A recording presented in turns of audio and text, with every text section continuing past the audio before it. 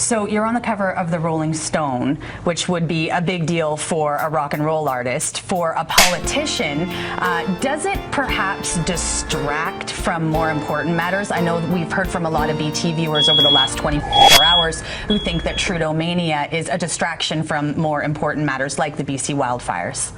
It depends.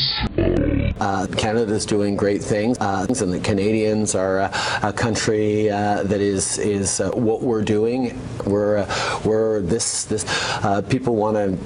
Do you think you spend a lot of time taking selfies with people? Do you think that is that just someone on your team that's handling all that, or is that something that takes up a large portion of your day? I try and meet with as many Canadians as I can. I think it's really important to stay connected with folks, to listen to and understand how best. So I never apologize for the amount of time I spend. They ask me for a selfie, I will give them a selfie. It's not something that I think twice about, because selfies are the way of shaking hands almost in some circles now. I shake a lot of hands too, but if people want to take a selfie, I'm happy to do it. Let's shift gears and talk about one of the other issues you're dealing with today. You're talking to Vancouver Mayor Gregor Robertson and addressing the opioid crisis. More than 900 people in BC died last year in this situation. That number expected to go even higher this year. What is your government doing to fix this problem? This is a real crisis, and we need to be working at it from all levels of government. Our Health Minister, Jane Philpott, has been super engaged on it. We're doing a number of different things. Directly supporting the provincial governments with extra funding for this is a big piece of it. But more than that, there's levers that the federal government has. Faster approval of safe consumption sites where they're coming in, whether it's making it small packages, whether it's working with the prescription drug regime to allow for either easy access or access to substitutes that can be prescribed to help people. We're continuing to engage at a multi-level way. But is it working, though, considering that so many people are dying every day on the downtown east side? What are we doing right now to try and fix these numbers? I did a couple of ride-alongs and meetings down on the downtown east side with those folks who are dealing with this crisis right in front of them, and we're giving them the support we can. We're working to open new centers, to extend the hours of the safe consumption sites, so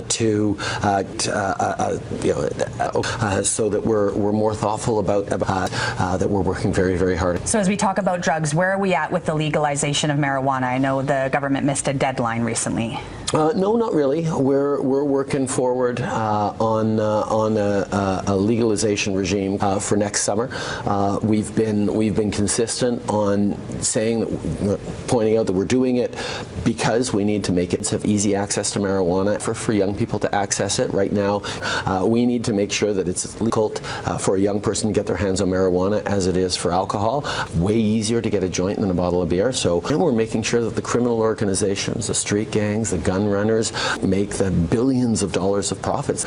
On track for doing that for next summer. I want to switch gears here and talk about the pipeline. How is Ottawa going to work with this new provincial government? Actually, we have a great working relationship with John, with the new government, whether it's on the opioid crisis. But you're very far apart on pipelines, though. Actually, we're not that far because, I mean, yes, there's a difference of opinion on the approach, but we're moving forward with carbon pricing carbon pollution. We're moving forward on that across the country, including the BC coast.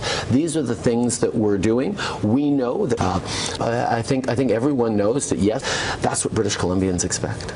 Prime Minister, there are so many people in our province, and this question comes from the heart for me as I have a young family.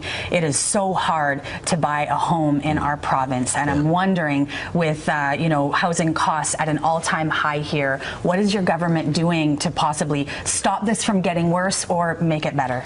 Well, in a few minutes, actually, but for tens of billions of dollars, and with municipalities across the country to address that. So that's what you're doing, but what would you say to a BT viewer watching right now who's sitting going, I don't have enough money, I can't afford the rent? What should they be doing right now?